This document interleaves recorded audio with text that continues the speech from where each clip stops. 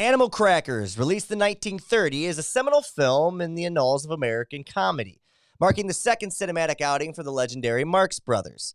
Adapted from their successful Broadway musical of the same name, the film captures the anarchic humor and rapid-fire wit that would become the Marx Brothers trademark.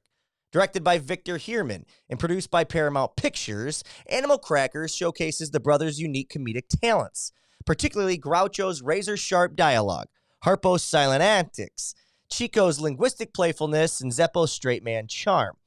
Set during a lavish party at the mansion of the wealthy socialite, Mrs. Rittenhouse, the plot revolves around the chaotic events that ensue following the theft of a valuable painting. Groucho stars as the eccentric Captain Spaulding, a renowned African explorer whose arrival is celebrated with much fanfare. This film blends a lot of satirical commentary on high society, and they couple it with the Marx Brothers trademark slapstick and clever wordplay. This ensures that Animal Crackers remains a timeless, cinematic classic, reflecting the innovative spirit of the early 20th century in American cinema. Ladies and gentlemen, join us as we meet the Marx Brothers for the very first time. Ladies and gentlemen, join us as we watch Animal Crackers.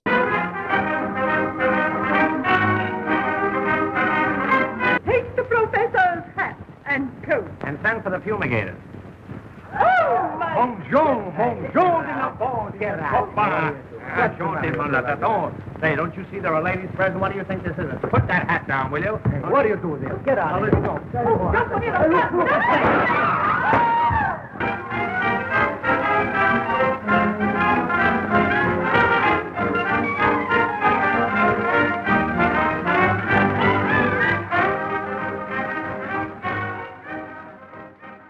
Animal Crackers, release date August 23rd, 1930. Mayhem and zaniness ensue when a valuable painting goes missing during a party in honor of famed African explorer Captain Spaulding. Directed by Victor Heerman, distributed by Paramount Pictures, runtime 98 minutes. Will, this was a Marx Brother, classic, I guess is what the critics were calling it. There are four Marx Brothers that play or show in this movie. Tell me, give me your fill in the blank word. I know I always throw this on you, but I'll give you mine first. Okay. Bonkers, right? Just bonkers of a movie. My initial reaction, I felt watching this after I always watch it first and then I kind of do some research. And it felt to me like this is just a stage play, right? This was just a theater show that they decided to point the camera at and let these guys go. And because a lot of it feels like a variety show in a way, right? You get a variety act. There's a bunch of different things that we'll break down as we go. You could argue doesn't do any, forwarding of a narrative or a story or a plot. It's just almost like an SNL sketch show where it's one sequence after another. So tell me your fill in the blank word, Will, and give me just kind of your initial reactions on Animal Crackers by the Marx Brothers. Yeah, no, my fill in the blank word is silly. This movie was pretty silly. I was caught between that and witty. Because actually, there are some really good monologues going on there. Especially when Groucho's on the mic, so to speak.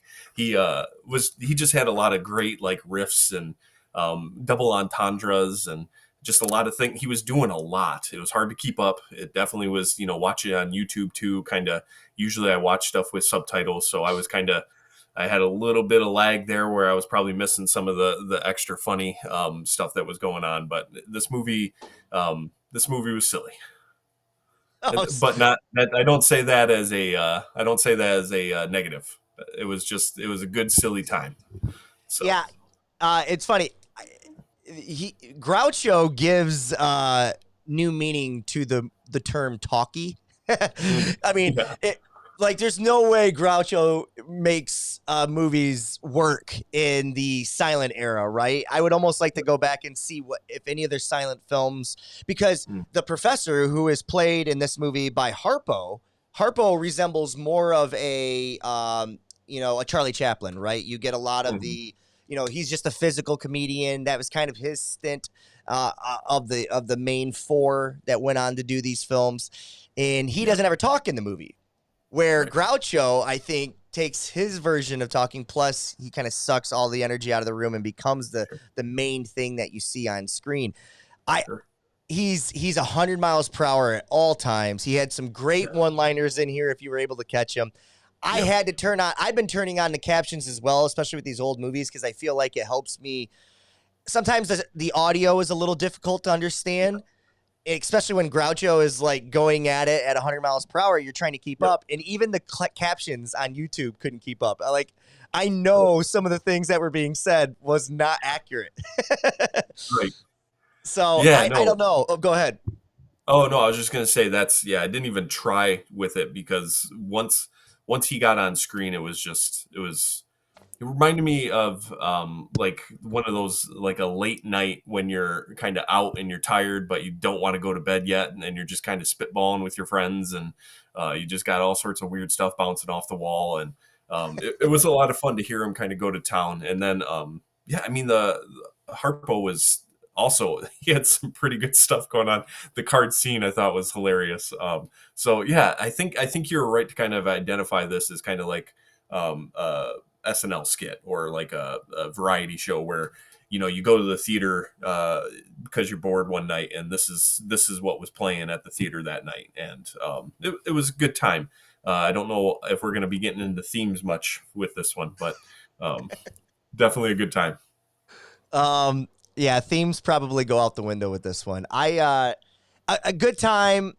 I'll take it, because it's been kind of stuffy. You know what I mean? And stuffy in a great way. I think we've had some really good films, so I'm not complaining about it. But it's always nice to kind of remember that, we are multi-dimensional human beings, and laughing is good for us too. With that being said, I will say this: as far as like a component of a movie, right? Mm. We always ask a question at the end, like, should this movie have been drafted? And I think if we were doing a theater, a podcast, or something along those lines, I think this would hold more weight for that, for me personally. Because as far as a movie goes, I didn't love it, right? As far as like a movie. And I think it's just because, like, I do appreciate that they did have the thread of the painting, who stole the artwork, right? But it is definitely on the back burner. There are 3 or 4 scenes in this movie where I'm not even sure why they were in there. And I had to rewind to go back and be like, okay, maybe this is what they were going for. And I'll give you one that just kind of sticks out to me. Do you remember the scene where Johnny Parker, and I believe they're calling her Arabella, right? The kind of the love interest. Yeah. They go into this romantic musical, right?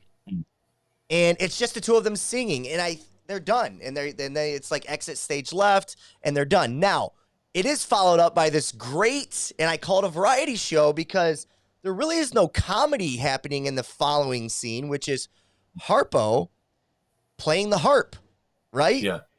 Beautifully, masterfully. And so I was thinking, okay, maybe he was the one that was leading the music to them singing this whole time, and that's why it was relevant. But if he wasn't, I guess I don't get the point of what that scene was for, right? So, again, I said this last week on the podcast. I try not to – my comedies get a pass. They don't need to be so much of narratively structured, but, like, I think I needed a little bit more than what I got in this film.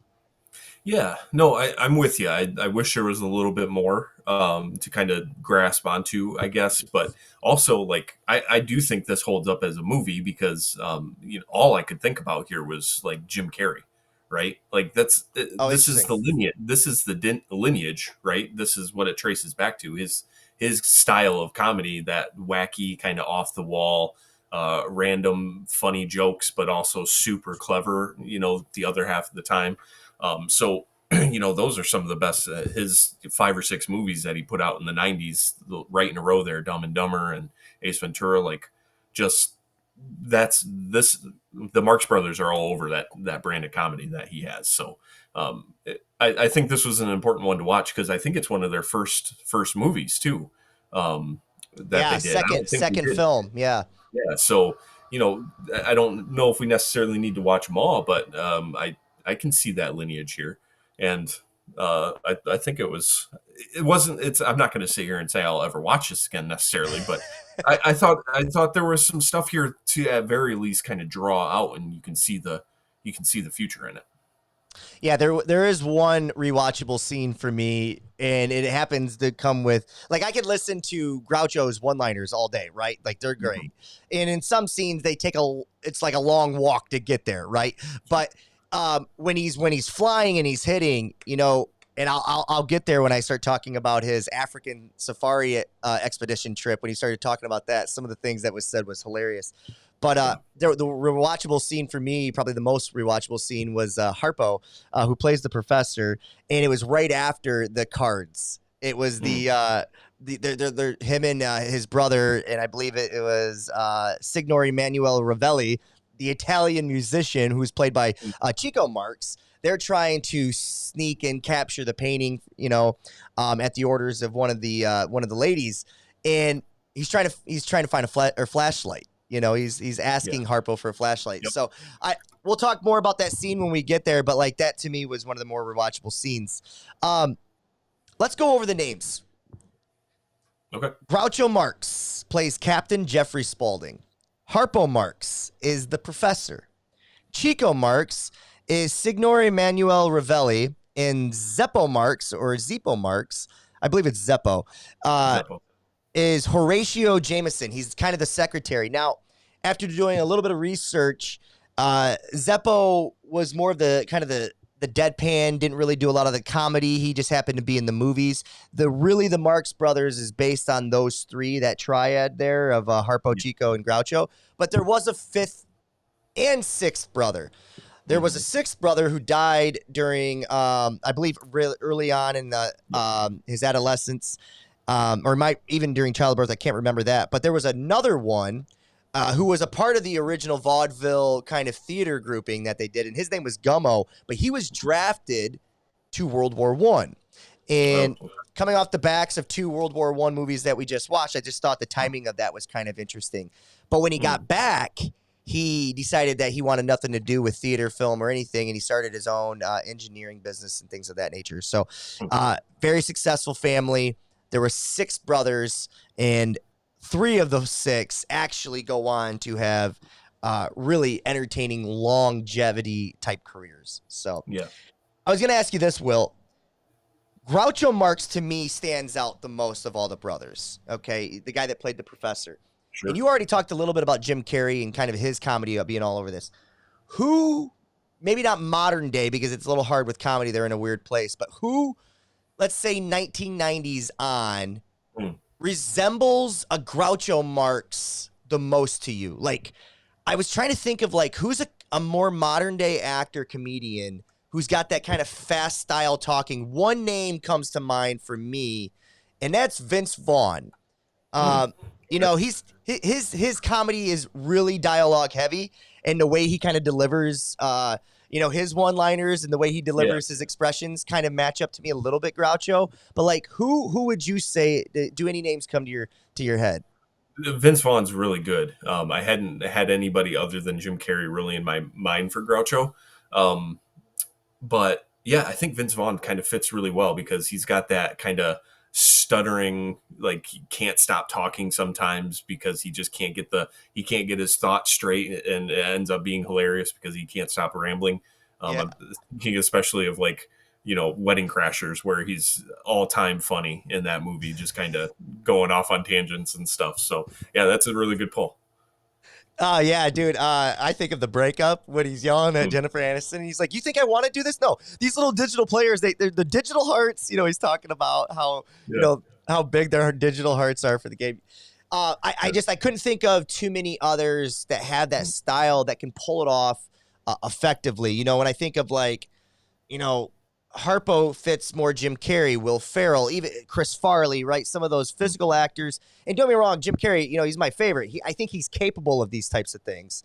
So Jim Carrey might be influenced by all three of the brothers. You know what I mean? What would you say, Chico? What's his niche? What do you see from him? And we only seen one film here, so I'm just curious, like, where do you think his comedy stands out amongst the other two? Yeah. Because I'm thinking of it, Harpo is really just Teller, right? From Penn and Teller. Oh, yeah. that's exactly what Teller does. He doesn't say anything, just kind of does, plays off a pen a bunch. And I thought that's who I was thinking of for Harpo. And with That's gold. Chico, Yeah. yeah, Chico's a little more tricky because he's not doing the funny things. He's setting up all of the funny things. So he's almost like a setter in volleyball, but somebody like Owen Wilson, maybe, just because Vince Vaughn's in my head here a little bit, or Okay. maybe even better would be like a Luke Wilson, like someone who's always kind of in a weird situation and he's always got a funny like cadence to his voice, and then the other guys are playing off of him, and yeah, Yeah, I don't know. he's more of the yeah, you're right. He's the setup guy. Kind of like I was listening to, I think it was The Big Picture, talking about they were doing their 1999 draft. And or no, I'm sorry, it wasn't The Big Picture. It might have been the Rewatchables. Either way, they were talking about Ben Stiller and how Ben Stiller is Ben Stiller in every movie he does. It was the Along Came Polly Rewatchable episode. Okay. And which I'm a huge fan of Ben Stiller, right? But they're right. He is Ben Stiller in every movie he does, outside of like his character acting, right? When he does like Heavyweights or Billy Madison, or not Billy Madison, but Happy Gilmore, or which that kind of the same character later on in Dodgeball. I love Ben Stiller, right?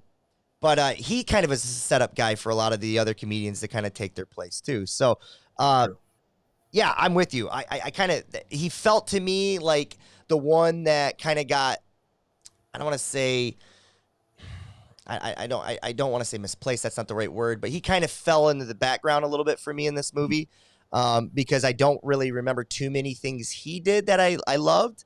But again, you have to have him so that Harpo and Groucho can play off of him. So his comedy is important, right? There's a piece for him there. Yeah, for sure. Let's get to some notable things here real quick. I thought this was interesting. I didn't do too much more research because I was running out of time, but apparently Animal Crackers was for quite some time a lost film, with two different companies owning two different very important pieces of this film. Okay. Apparently Paramount owned the audio, but Universal owned the visual elements. At some point in time, these things got separated and sold off and bought by other companies. And because they couldn't get on the same page for the longest time, this movie was lost. And it wasn't until there was a big pushback by audiences that finally, I don't know, either one sold it to the other party or one was overtaken by the other one. And then we kind of got this resurgence of the Marx Brothers. And I think it was like late 60s, early 70s, where audiences started really asking for more Marx Brothers content to be seen. 89% on Rotten Tomatoes and a 3.6 on Letterboxd. So Rotten Tomatoes always seems higher to me than Letterboxd. Why do you think that is? Oh, I partly because I think Rotten Tomatoes is probably a little bit more concerned with like historical placement of things, so they aren't as critical as some of maybe the more like 21st century problematic quote unquote scenes, like with the Africans bringing him in on the totem, and then some of the womanizing that's going along in the movie. So I think a modern audience might see that and say, I don't need it. The other thing is too, Rotten Tomatoes is, thumbs up, thumbs down, and Letterboxd is you get the ratings. So it makes it a little more nuanced. Yeah, and you know what? Tell me if I'm wrong, and I could be wrong here, but like sometimes with you watch on these streaming apps, like they'll give you a choice at the end of the movie, like, did you like this movie? Because they're trying to figure out your algorithm. They want to know what to feed you, so that you stay on their app longer. But like, I think a lot of times, isn't that Rotten Tomatoes that could be behind, like, that information could be, fed back to Rotten Tomatoes website. So my point is that anybody can be on these streaming services and can give a thumbs up or a thumbs down, right? It takes where Letterboxd is more like movie lovers, right? There's a little bit more work that is involved with Letterboxd. Like you have to seek out the app, you have to sign up for the app. I think it's a little bit more of a movie lovers who think they're more critical of movies, where Rotten Tomatoes could be more of your mainstream wide audience.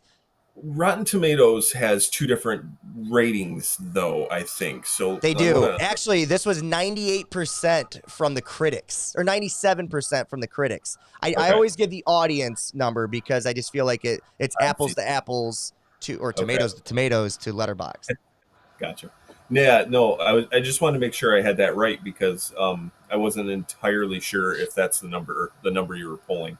But yeah, I don't know. I think you're onto something there where the people who are on Letterboxd are a little bit more serious than someone who might be just logging stuff on a fan score or whatever. So Yeah. Yeah. No, I think so. I think so. Let's get into the plot, or actually anything else you want to add before we jump into the plot and important scenes? Uh, I don't Like, think so. Are we gonna do any sort of like big picture stuff at the end? Because if we are, I've yeah, got a couple things. yeah, I thought we'd save, let's get through the movie and then we'll do that Okay. at the end. But you brought up a couple things, and I don't think it's something that we need to dive in too much. But is it important to talk about a couple of those, a modern audience and how they would view this movie, like with those types of racial, not really undertones, they're very much in your face, and then the Yeah, womanizing isn't necessarily like direct womanizing, but sure. there are ways that you can perceive it to be, like with Harpo chasing this woman the entire movie, Yeah, which to me that's just playful stuff. I don't yeah, look too much into that to a point that I actually love the ending.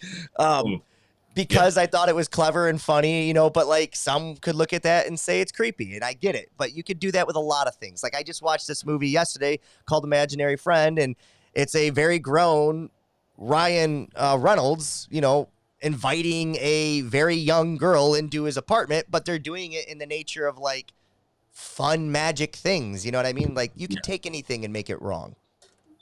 yeah. And I think that's the thing. Like, I don't, I don't know.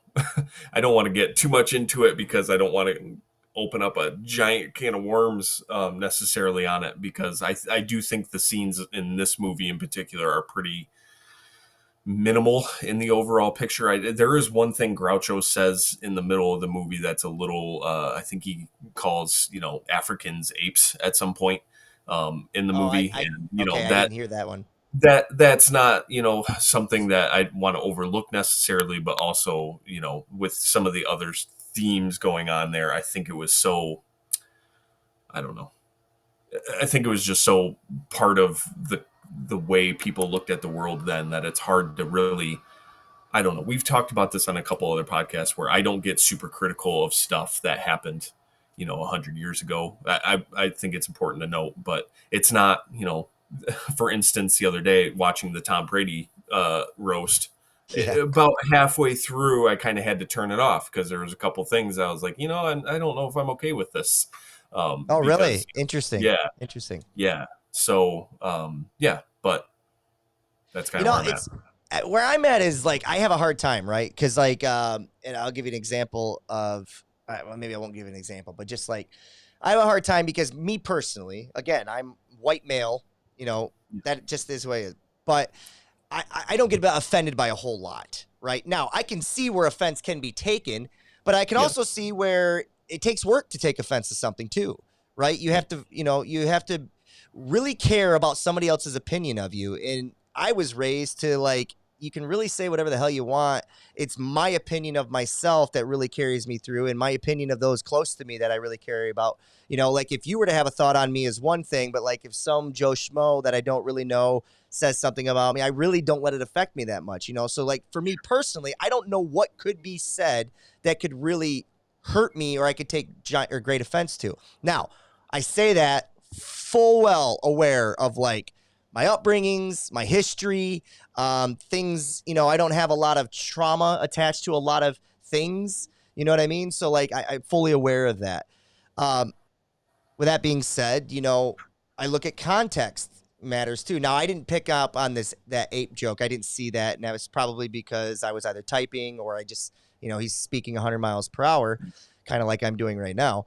But I feel like, sometimes like if they're talking about him coming from Africa, and then in this case, 4 black men happen to carry him in from, I don't take offense to that. I don't see what's the issue is here because it's within the context. It's almost like he took an Uber from Africa to America because that's what the joke is supposed to be set up. Like $1.85 all the way from there. You guys are ripping me off. To me, I don't see where the horror is in that comedy there. So again, you'd really have to be somebody who's very sensitive and thin-skinned to things like that. And if that's the case, you shouldn't be watching this comedy in the first place.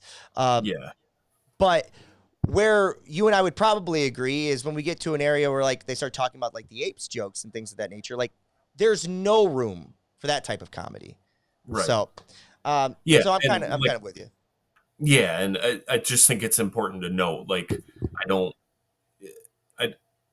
like you said, I don't personally take offense to it, but it's one of the things that I noted, like, talking about a letterbox score being a little bit lower might be kind of contributing to that, which makes sense to me. Yeah, no, that's fair. That's fair. Before we get to the plot as well, I just want to note, because this is set up more like a theater show, there's not a lot of camera movements, right? So normally I would tell you about some of the interesting camera shots. I didn't really have any. Did you have anything technically that we should even cover before we get to the? No, I do think that this sound might be the best sounding film we've heard. Maybe other than All Quiet on the Western Front, which was really well done. But there really wasn't a lot of like, even on YouTube, even just being on a YouTube page that some random person threw this movie up on, right? Yeah. The audio was still pretty good. Like you were able to pretty clearly hear everything that was going on. So audibly, I thought it was, top notch. Yeah, that's funny because in the beginning, I actually thought there was audible issues, but it wasn't. It was just the fact that Captain Jeffrey Spaulding was going so fast that I was having a hard time keeping up, right? So that to me, I thought there was audible issues when there actually wasn't. But okay, we move on. Let's talk plot. Broke them down into plot points to this time. The setting and introduction. The film is set at the mansion of Mrs. Rittenhouse, who is hosting a grand party to celebrate the unveiling of a valuable painting by the artist Bogart. Captain Spaulding, an eccentric explorer played by Groucho Marx, is the guest of honor at the event. There's a few other guests of honors as well. We get, the other brothers, Harpo Marx, who's the professor, and Chico Marx as the musician, the Italian musician, Signor Emanuel Ravelli. Yeah, I think I got that right. That sounds good to me. Okay, Emanuel Ravelli. Anyways, those are your kind of your guest of honors. So we get the arrival of Captain Spaulding as he arrives and entertains the guests with his absurd and humorous observations, quickly becoming the focal point of the party. There is a painting by Bogart that is brought by a Mr. Chalner. All right, Mr. Chalner is going to reveal this alongside of Mrs. Rittenhouse to all of the guests. During the festivities, the prize painting mysteriously disappears, and we kind of see that it's been plotted by Grace and Mrs. Whitehead. They thought it would be funny to kind of get the painting, stolen and put a copy up because they just happen to have one as well. And a parallel storyline, there is a love interest of Johnny Parker and Arabella as they want to kind of do the same type of thing, but they think that this way, en route to being married, they might actually get a job offer out of it because he's such a good painter. A little bit of foreshadowing that leads to something down the road. So anyways, causing an uproar amongst the guests as the painting disappears. There's an investigation done by the Marx Brothers, Chico and Harpo Marx, by the captain. Series of misunderstandings, yada yada. Finally, we get to the end where there's an exposure of the culprit. And in this case, the finger is being pointed right at the professor, who's played by Harpo Marx, as he has taken all three of the paintings and one by one pulls them out of his pants and starts revealing them to the cops, who for some reason decides they're not going to arrest him because of some great talking done by the captain. The resolution finally is those paintings are returned to Mrs. Rittenhouse, bringing relief to her and the guests. Captain Spaulding delivers a final set of humorous remarks before the professor takes everybody out with a flick can, including himself. Therefore, you have the movie. As a plot, I know we've kind of talked about it a little bit. Do you like what they were attempting to go for as a thread? Does it work? Yeah, I think it worked well enough, right? I mean, some of these, when it comes to comedy, sometimes all you need is the tiniest sliver of a thread. I mean, um, I'm thinking especially of Ace Ventura. Like the plot there is there's an old kicker who missed a kick and now is, stealing rings and all the jewels off the rings, and there's a dolphin, right? So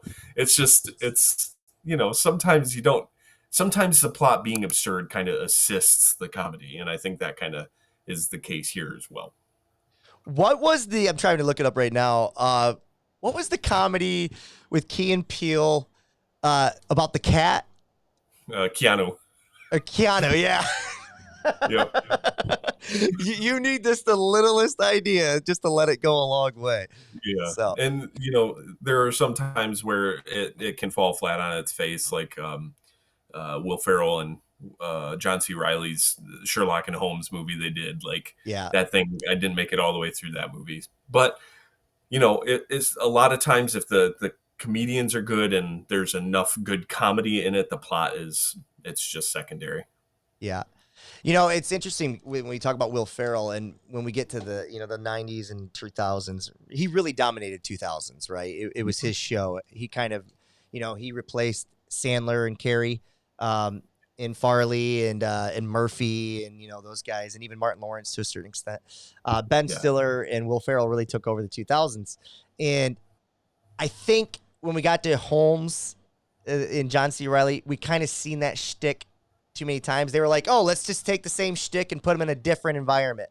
Now they're doing it here. And you're always going to get some great one-liners and, one-off things that were memorable. But as an overall piece of art, you're right. I think we kind of felt just like fatigued to that type of thing. For sure. Important scenes. I did find a way to do important scenes with this movie because, and again, I just followed the plot for the most part. But I think for a Marx Brothers movie, I think it's important to kind of see where their talents are and some of the comedic techniques that they used. So, important scene number one. Horatio Jameson, who's played by Zeppo Marx, is the secretary to Groucho Marx, who's playing the captain. They are both introduced to the party by Hives, the butler. The captain breaks out into song, and I thought this was the first time I really started laughing. Is when he sings, I showed up only to say I must be going. Yeah. That was funny. Like, that musical was funny. I'm here to say I must be going. And then, so right away, we also get introduced to Groucho's style of comedy. And he's even himself, Groucho had some physical acting where he's dancing, showing some goofy side of dancing. What were your take on that scene overall? Yeah, I mean, it's tone setter, right? It's just kind of getting us used to Groucho. His like you said a few minutes ago, just the fact that like you thought something was off audibly, like with the audio because of how quick he's going here, but it really like after you get through that first minute of Groucho, you start to realize the pace that's kind of setting in and what you need to be ready for. So. Yeah. I'm still laughing about that. Hey, I showed up just to tell you guys I must be going. So it reminded me of a Jerry Seinfeld joke and a bit that he did at the beginning of his show. I've seen him through 100 times, but he talks about like adults are complex creatures because when we're at home, we always feel like we must be out. Guys, get ready. We got to go out. We need to be out there. And then when we finally get out there, it's time to get back. We got to be home. I got to be getting back now. It's so funny because it's true, right? We're adults that we want to be a part of it, but once we get there, we're kind of like, I'd rather just be home. Yeah. I definitely feel that one. Yeah, I was going to say you especially, right? Yep. Okay, important scene number 2. We are now introduced to Emanuel Ravelli, played by Chico Marx, where Ravelli and the captain discuss fees of what is owed to him, the musician. Again, this is just a great back and forth between the two of them talking about, I wasn't here yesterday, so that's worth $300, but I won't be here tomorrow. I'll be leaving, and that'd be worth this pound of money. It was just a great kind of dialogue that's back and forth. Yeah. And I didn't do any of this research on this. How much hands-on writing do these brothers have on their own storytelling. You know what I mean? Did you happen Yeah. to do anything on that?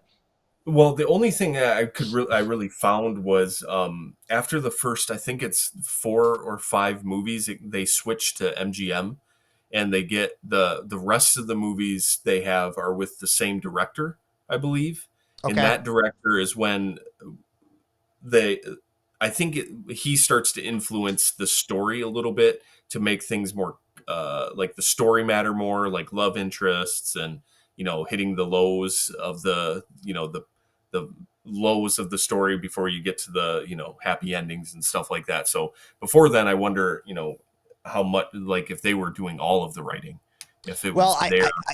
I just did Yeah. a quick little research. Animal Crackers, directed by Victor Heerman. It says written here by Burt Calmer, Harry Ruby, George S. Kaufman, and Maury Reiskin. Doesn't say anything about the Marx Brothers writing any of this. So I'm just curious if.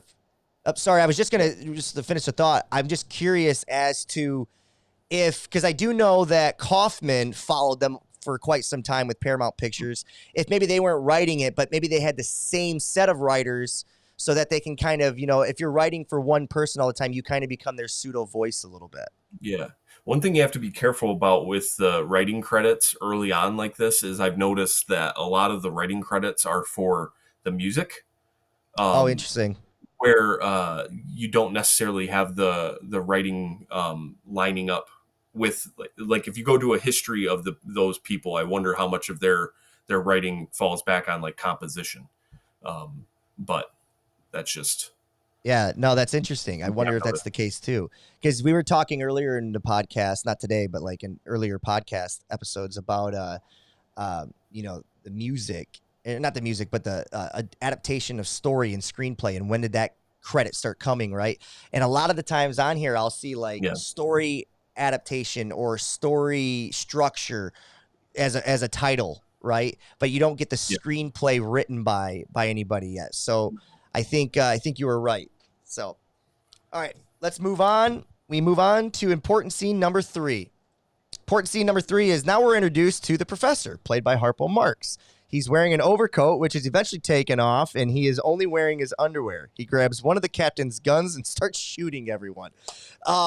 Just bonkers. Right away, bonkers. Zaniness is the right word.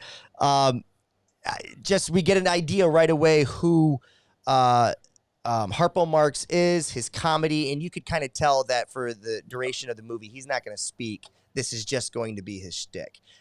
Yeah. Give me your overall feelings on the introduction of Harpo Marx. Yeah, I mean, this is really when you know pretty quick during this scene that things are not going to be very serious. Like we're not going to get much here to like hold on to for the long run unless we're looking for like material for our our stand up mics, mic nights. But yeah, no, this is where really you just sit back and have fun. Yeah, that's what I thought in this scene. I will say it took a little bit of work for me, which I hate that I couldn't just sit back and enjoy it as much as I wanted to, right? I think mainly because I'm doing it through the scope of this show, right? Yeah. Maybe if I just had popcorn in my hand, it was just on, I was watching it, maybe I would just take it as is. But I'm watching this, and I had to remind myself, no, it's okay. Just watch this for what it is, because I don't need it to be serious. I just need to enjoy it, But I think every time you go into it, you got your notes, you've got your stern face, you don't want to miss anything, and you're thinking, oh, crap, wait a minute. I don't really need to be doing any of this for this. You know what I mean? Yeah. But I will say one thing that stood out to me that I thought was funny was the when he was shooting the guns, he shot what he thought was a statue, those 2 statues, and they shot back. And then they went right back to the position. That was pretty funny. Yeah. No, there's some good technical stuff here too, like with the hats flying off after he shoots, and just some fun, but very theater-ish here. So yeah, just a lot going on, but good stuff. Before we get to important scene number 4, we were talking about a lot of influences that the Harpo or the Marx Brothers might have had on some of the later generations. Can you think of ensemble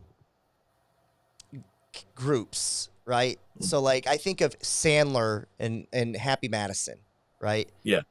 I think of he's got his same group. Now they're not brothers, they're not family, but like, they're all a same set of actors that are always in pieces. Jim Carrey seemed to kind of do it alone. Will Ferrell kind of has his cast of characters. There for a while there was like Vince Vaughn and Wilson and all those guys were in the same kind of boat for a while. John C. Reilly, of course.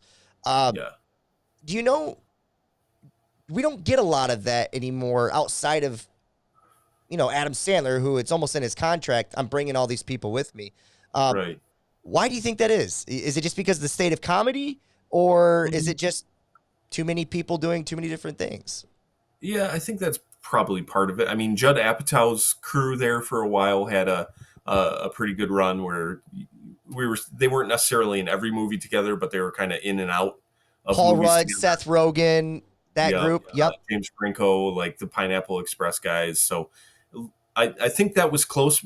Honestly, I thought a lot about the original Kings of Comedy here, with the different styles of jokes that were going on, because that's one of the things that we grew up watching. I mean, we loved that when we were growing up. Bernie Mac and Steve Harvey and D.L. Hewley. Like it was a group. It was a traveling group together, and they did. It was a little different because they were all separate when they were doing their bits, but.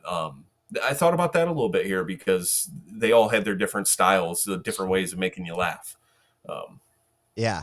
I mean, he was teasing me. It's something I'll think about for the rest of my life. Yeah. Maybe he'd be canceled today. I don't know. Yeah. Funny ass joke, though. He could be. He died before all that could happen, so good for him. All right. Yeah. Important scene number 4. We get kind of into the plot of the movie a little bit here. The captain begins to charm Mrs. Whitehead and Mrs. Rittenhouse and asks the three of them to get married. We get introduced to Groucho stepping. Oh, I'm sorry. We don't get into the plot yet. I only put this down as an important scene because I thought it was interesting that we kind of get him breaking the fourth wall a little bit. Even though he's not necessarily talking to us, the audience, it's an interesting, comedy technique that maybe you wouldn't be used to in the 1930s, where he steps away from them and they kind of hold their position. And I don't know if you ever watched Saved by the Bell growing up, but like Zach Morris, you say time out and he'd walk up to the screen. So there's so many different things that this impacts. And I'm not sure this is the first time this is ever done, but maybe it feels like it could be, right? We're talking 100 years ago. Yeah. No, that's a good point. The breaking the fourth wall stuff, we see it a lot. I mean, it's done a lot with narration now. Deadpool. Something we didn't get as much back then, but Arrested Development has a lot of this in it. I think there's some good. This movie is important because I think there's a lot of good threads to trace through, and it's not just in comedy either. And that's one of the things I was hoping to bring up in big picture stuff. But yeah, no, that's interesting. Hold on to that thought, then I'll bring that back up. You ever been a never nude? You ever showered? You ever showered as a never nude? Never nude. That's a double negative. Here we go. Important scene number 5. Professor and the musician break in to replace the painting. And this is, after doing some research, this is apparently a well-known, very infamous Chico Harpo scene in which Chico keeps asking Harpo for a flash. He's like, the thing that you want to see in the dark, a flash, and, meaning a flashlight. And Harpo, not understanding, produces from his bottomless trench coat and baggy pants a fish, a flask, a flute, a flit, a flush. And it's just this kind of great scene that just kind of keeps on going. You can only get away with this type of humor maybe once in a movie. And I'm sure that they probably go back to the well in later movies from this. I'd be interested to see if it's something that kind of like they're very formulaic movie by movie, or if I would assume, because there are moments of intelligence, like you have to be intelligent to write this dumb, right?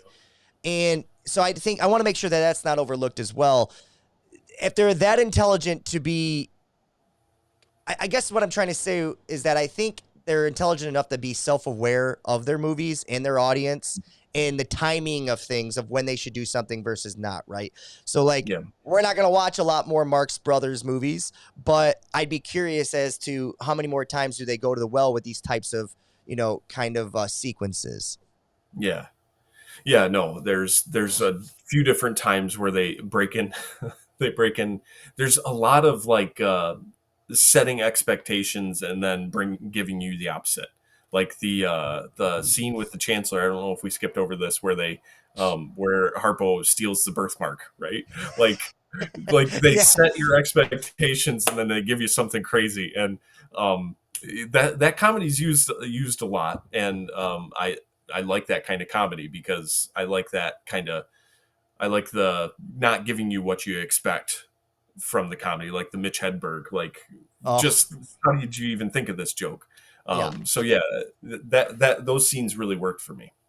Mitch Hedberg is on a whole nother level, right? He was Yeah, influenced by another guy that I can't remember his name, um, but they're like 1A and 1B. Um, I think about that birthmark scene made me think about Austin Powers and the mole. oh yeah, He's moving it. yep, And it's just like, it's so stupid, but it's so hilarious. Because the other yeah, guy's playing it straight. He's like, but anyways, yeah, we move on. Important scene number 6. A party begins and Captain tells a story of his expedition to Africa. Some of the better jokes, in my opinion, are right here. He goes on, and I had to look these up because I wanted to make sure I got them right. He starts talking about, and this is him in quotes. Then we tried to remove the tusk, but they were embedded in so firmly we couldn't budge them. Of course, in Alabama, the Tuscaloosa.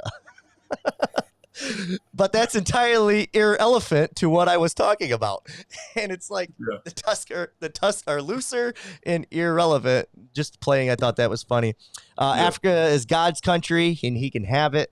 And right here is, again, you could take offense to this or you could just laugh at it. We took some pictures of the native girls, but they weren't developed. But we're going back again in a couple of weeks. And it's like, that one went over my head at first. And then when I seen it on paper, I was like, "Oh, that's hilarious." And then we Yeah. also get to see again some more comedic genius. Mr. Chandler is asking everyone to give 3 cheers, 3 cheers, 3 cheers to the captain, and all of a sudden the professor walks in scene with 3 chairs. Yep. Again, just dumb as can be, but funny. It's funny. Yeah. Absolutely. No, there's some. I love when they're doing this, like the play on words type of humor. It really gets me. So I love the chairs. Love the chairs as well. I did. I thought a lot about you in this movie because I felt like I feel like there is a part of you that really does, whether or not you relate to him or you just enjoy that type of, Groucho Marx humor, because he's and the reason I thought about this is because I remember that you got me introduced to the TV series House, right? And in a serious, but almost not necessarily because he's very comedic in that show in a more of a, very dark way. There's some Sure. Groucho Marx in, I forget the gentleman's name. You would know it. What's his name that Hugh plays Laurie. House? Yeah, Hugh Laurie. Right. There's some Groucho Marx in Hugh Laurie. Yeah. Absolutely. Important scene number 7. The party guests are directed to the unveiling of the artwork. It is revealed, Mr. Chandler reveals that it's an imposter. Lights go out and the copy has been stolen as well. Followed up by important scene number 8. Johnny Parker and Arabella have a romantic song. Now, I put this in here only because, again, I talked to you a little bit about this, whether or not during the actual performing of the song, Harpo is playing the harp the whole time. Hmm. And that's the reason that's in there. Otherwise, there's no relevance to them singing. But Yeah. I did think it was crazy that, we're in a comedy. We're supposed to be enjoying it for that. This is the moment I felt like we're getting more than a comedy show.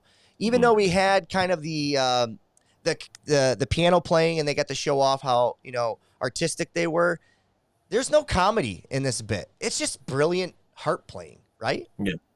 Yeah, for sure. I do think there's a lot of there are the moments here in this movie where they're kind of showcasing themselves, Yeah. and their talents, and I think that's has a lot to do with it being one of the second movie, Yeah. they did. So they're just kind of putting out there like, hey, look what else we can do. Like we're not just up here, slapping ass. We got some skills that we have to give you as well. Yeah. No, man, I agree. It's like that was, and it might even in a weird way have been like my favorite scene of the movie. I don't know why, but it's like these, you get these moments of like reflection. Mm.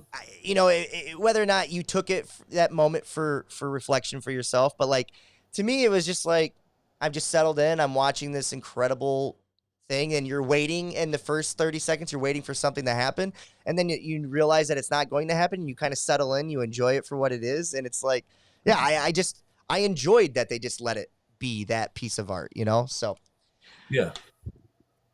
important scene number 9. Grace recovers one of the copies from the professor.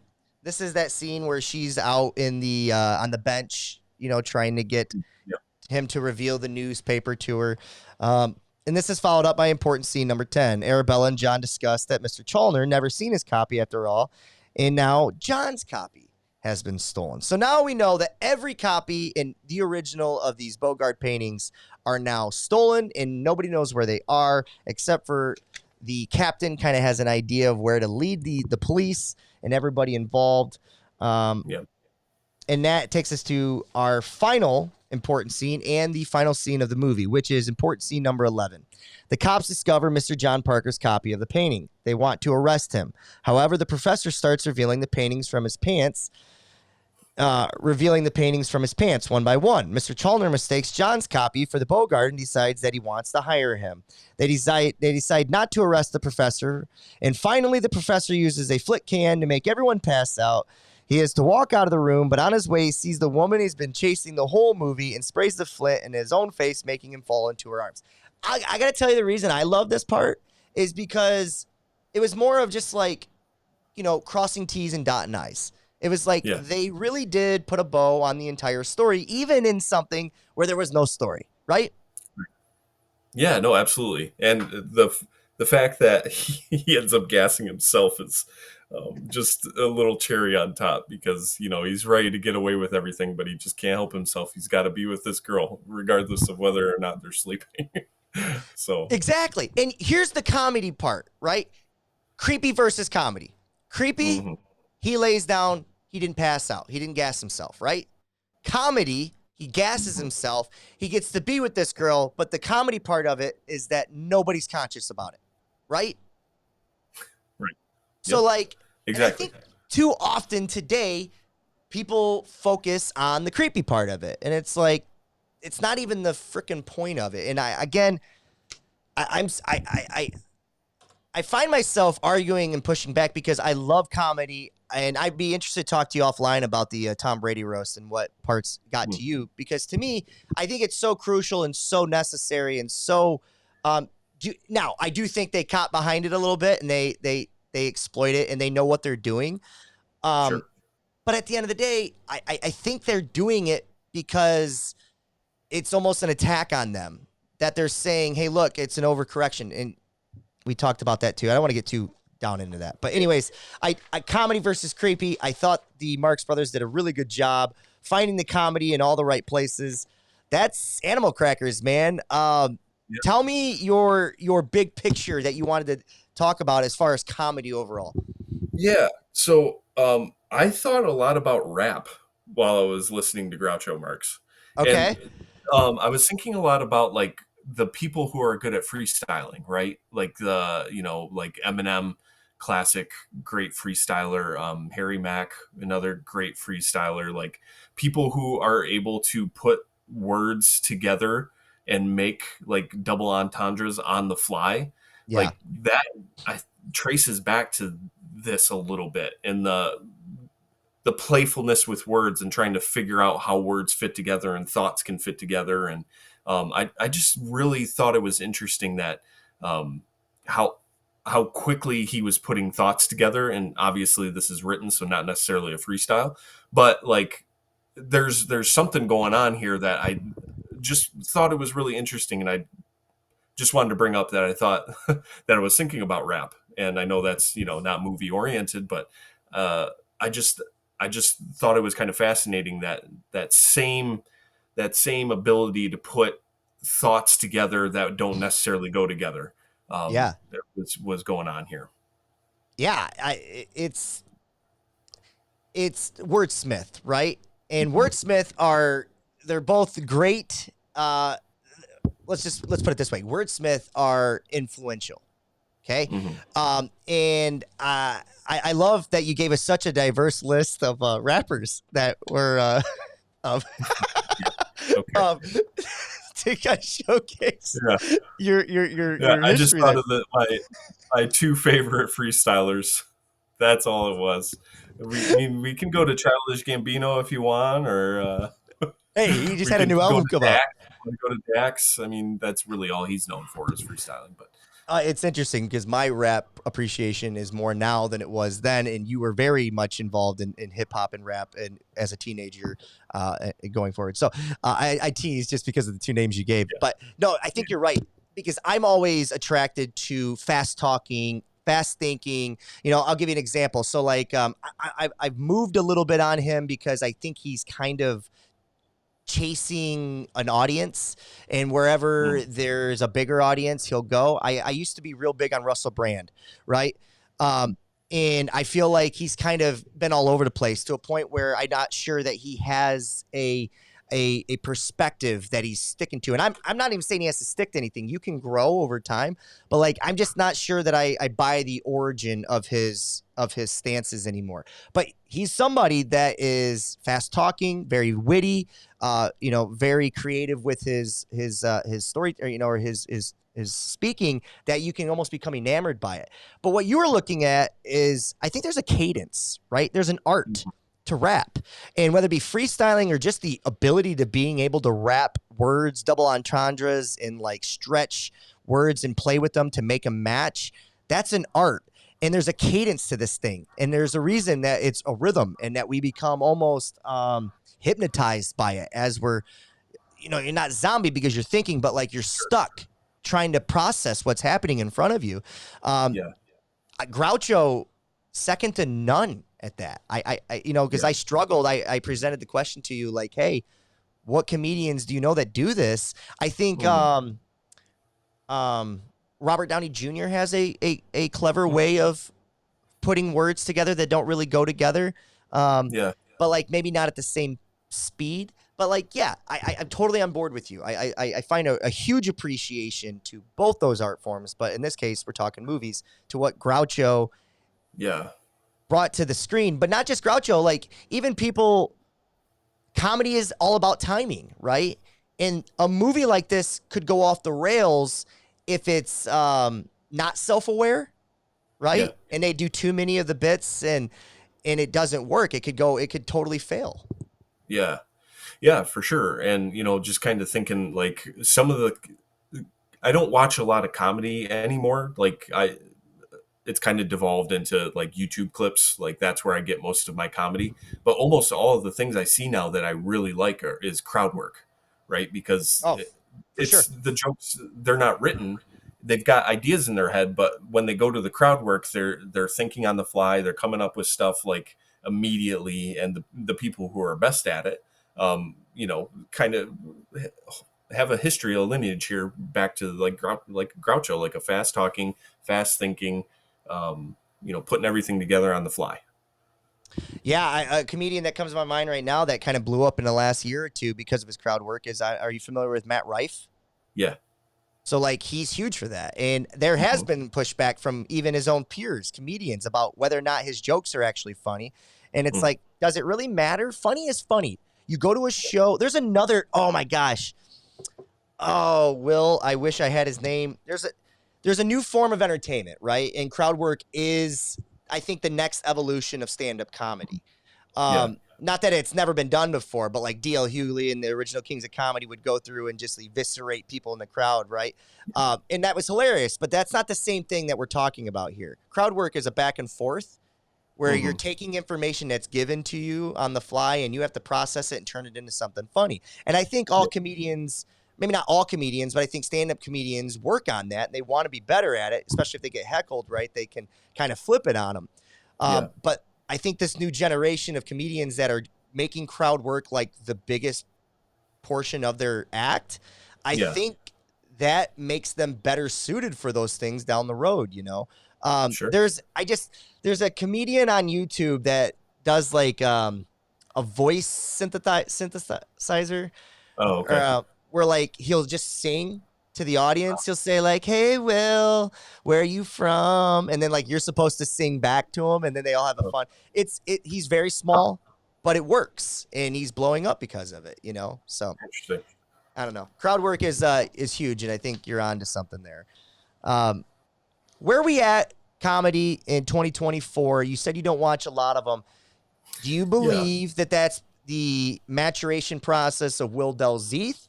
And that's just the reason why? Or is that, I know the reason I don't watch a lot of them is because, truth be told, comedy has taken some backlash over the last decade. Right, in areas rightfully so, in other areas not so much. And I feel like it's been impacted because of, like cancel culture. And I don't want to even say cancel culture in a negative term, but like just in the sense of like, opening our eyes more to, the trials and tribulations of a lot of different peoples. I think it's important that we have that, but I also think it's important that we can make fun of these things as well. Yeah. Well, making fun of each other, I think, is important, right? Like if you're, but again, the thing that you're pointing at here is that it's a thin line, right? Because when is a comedian allowed to be made fun of? That's where it gets a little tricky for me. Is like you can make fun of the people in the crowd, but when does it come back to you? Like that's where it's always been a little sticky for me. And like Mark Maron talks about this all the time, and it's like he essentially says, "Shut the fuck up. We can still make funny jokes. Like, just be better." And I kind of agree with that too. But as far as like comedy and movies go, I really think there's been it's almost like there's a fusion between comedy got eaten up by other things. Like now there's comedy in action. Now there's comedy in your superhero movies. Now there's comedy in, horror. Like it's like comedy, like all these genres were kind of floating around like placebos, and comedy's the one that just got sucked up, right? And it became part of the other amoebas. So like we still have all these other genres kicking around, but comedy isn't a genre anymore. It's almost like it got subsumed by the other things, which is something that I don't wish wasn't true. But like when a comedy comes out now, it's rarely very good. And maybe it's because sorry, I'm kind of going long here, but comedy too, like there's a lot of jokes that have already been done, and like where do we go from there? So like I'm thinking of the 90s. There's so many good movies. Like Dumb and Dumber is one of, I think, the best movies ever made, not just the best comedies ever made. And like now, I mean, we talked about it last week. The No Hard Feelings and Anyone But You are two pretty funny movies, but they're not changing anything. They're not pushing boundaries. They're just doing the same rote stuff. So I think that's what's going on with comedy. I really appreciate the take on being consumed up by other genres. Like that's an interesting take that I haven't heard before. Because I will say that I really, really want to protect comedy, right? And it's funny because like I hate this fact that I'm two people all the times. I don't know when I discovered this about myself, but when I became self-aware that I'm two people at all times, it really impacted my life in a negative way. And what I mean is like it made it hard for me to make decisions sometimes. It still does to this point, right? I find myself, when we were 19, I remember you and I had a conversation about religion, right? I go back to the coffee shop conversation a lot. A lot of the times in my early, journey of finding intelligence, right? Just like scratching surfaces I had to ask questions. And a lot of questions about religion was like this weird stigma of like, ooh, this makes me feel uncomfortable. I feel icky even talking about this out loud, right? And in a weird way, I kind of feel this way about comedy right now, because it's like, if I defend comedy and say that people have the right to make pretty much any joke they want, I do believe they have that right. I also believe they have the right to have the fallout of making a bad joke, right? So I want to make sure we live in a country where comedy can be expressed in all of its forms for the most part, because I do believe in freedom of speech. But, you know, we are in a very, I use words like hypersensitive because it feels like it's hypersensitive. And I don't necessarily want it to be in a negative connotation, but like parts of me feels kind of icky. Like, oh, Robert, I'm a huge person of empathy, right? But where I'm having issue with this generation, okay, is that I feel like the people that are allies with this generation, you know, are sometimes getting like, it's almost going too far to a point where it's like, well, wait a minute, I'm your ally and now you're fighting me.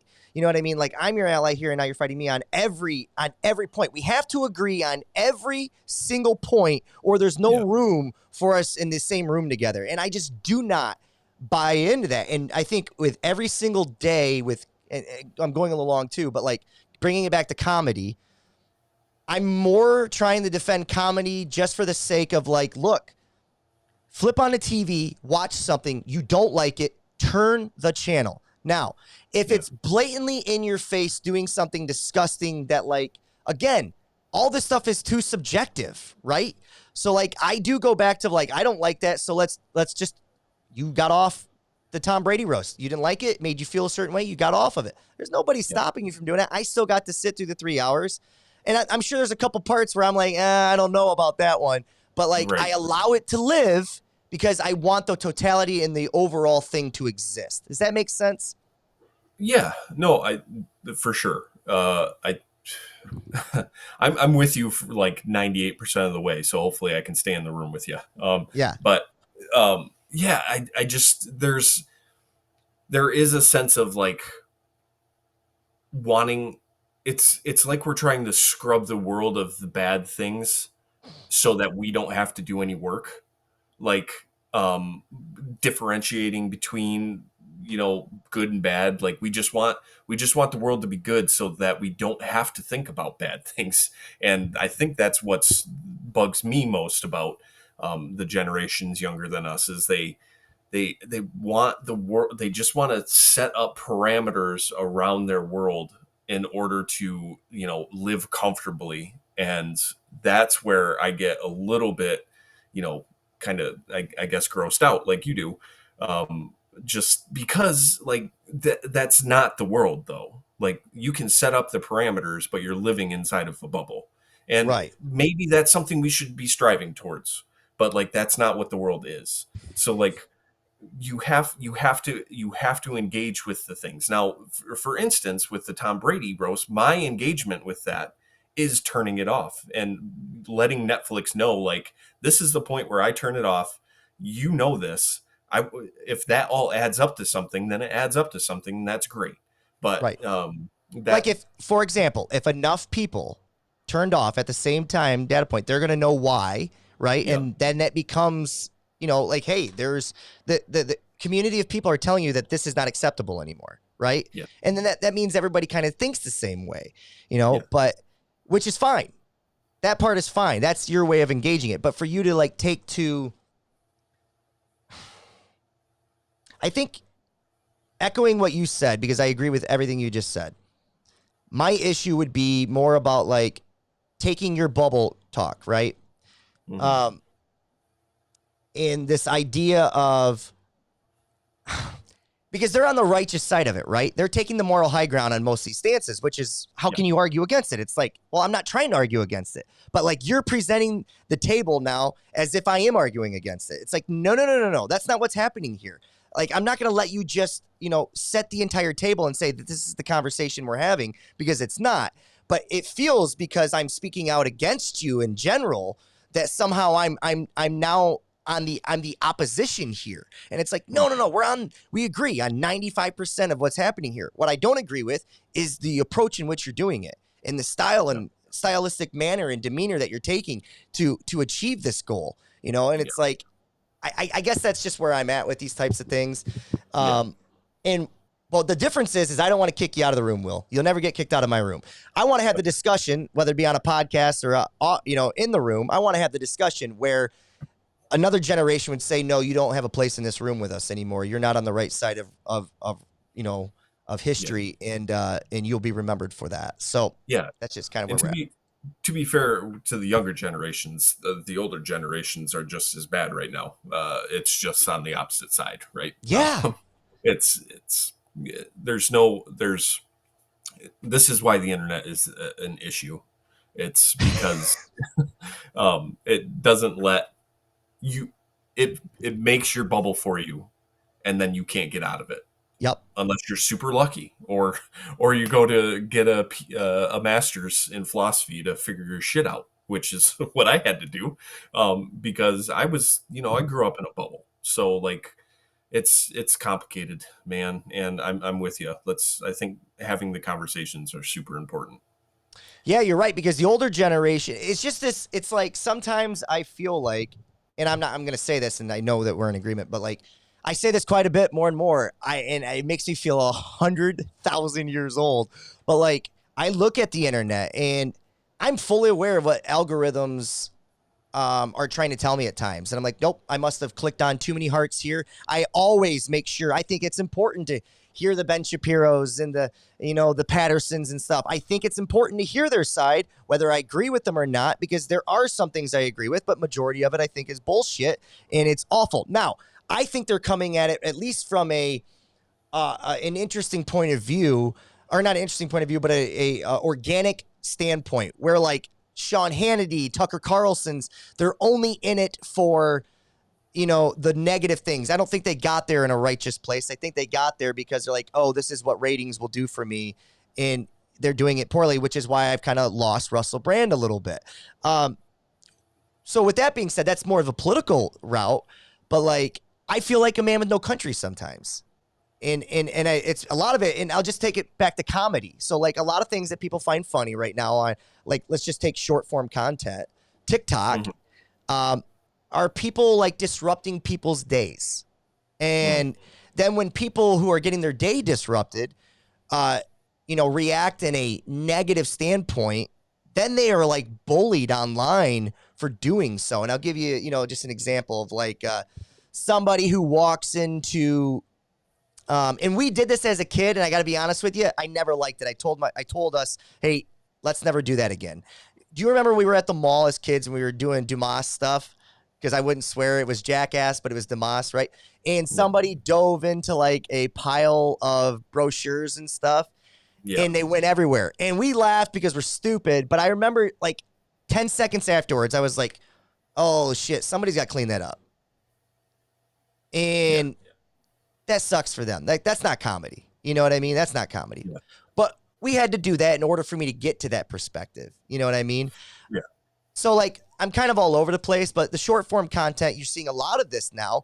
And I have to avoid the comments because sometimes I'll go to the comments and I'll see people like validating this type of behavior. And I'm just blown away by how many likes and hearts and positive reinforcement this type of comedy would get.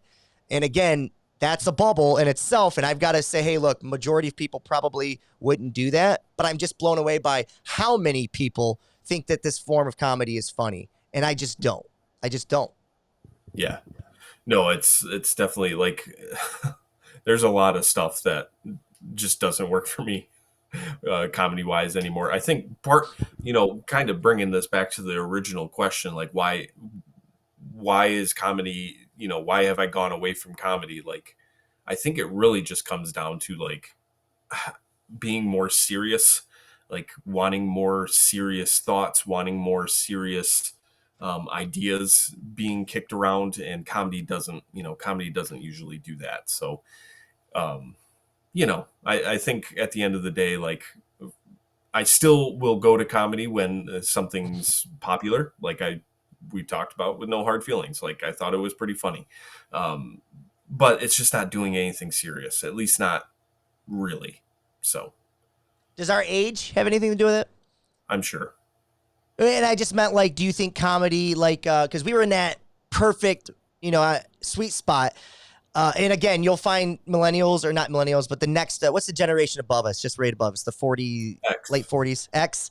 you'll find them say that 80s was like the great era of comedy, right? When you got like Caddyshack and Animal House and things of that nature. Yeah.